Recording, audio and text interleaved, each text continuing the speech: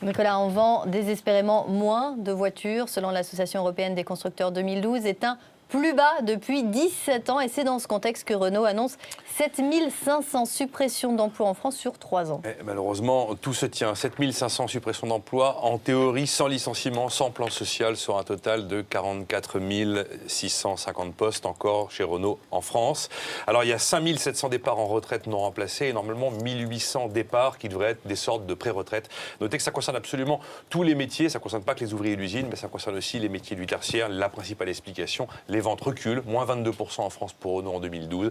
Et on est toujours face à ce problème de surcapacité de production, très fort en France, mais très fort en Europe aussi. Et en même temps, Nicolas, Renault s'engage à ne fermer aucun site si les négociations vers plus de flexibilité aboutissent à un accord côté français, évidemment. Oui, absolument. Il y a 3 remarques là-dessus. Première remarque, Renault veut tout simplement éviter de voir débarquer Arnaud Montebourg. C'est évident qu'après PSA Aulnay, fermer une usine d'automobile en France, c'est intenable médiatiquement. Le meilleur moyen, c'est de ne pas fermer de site pour ne pas avoir tout simplement de point de chute physique, de manière à permettre au ministre d'aller se faire filmer sur place. Ça, c'est absolument évident, même si personne ne le racontera comme ça. Deuxième raison beaucoup plus fondamentale, l'usine en France, c'est sacré, l'usine.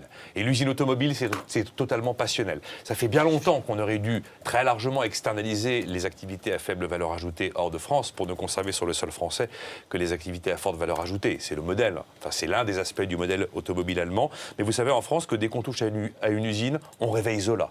Alors bien sûr, on finit par accumuler des retards de compétitivité. Pourtant, il y a un élément qui changera tout. C'est le jour où on admettra collectivement que l'entreprise n'est pas là pour créer des emplois.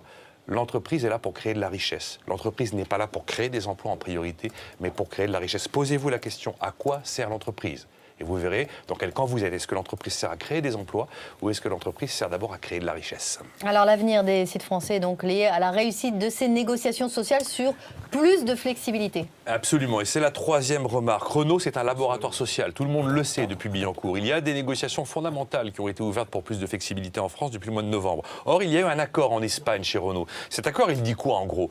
Ce sont des engagements sur l'emploi en échange, c'est vrai, de plus de flexibilité, allongement de la durée du travail et une grille salariale pour les nouvelles embauches qui a été revue à la baisse. Mais encore une fois, Renault, c'est un laboratoire. Car ce qui se passe chez Renault actuellement, ces négociations, c'est pour aboutir à un accord qui sera pérenne, qui sera définitif. Ça n'est pas du provisoire. C'est la preuve que l'âge d'or de l'automobile en Europe, c'est aujourd'hui terminé et qu'il faut apprendre à vivre différemment, à travailler différemment.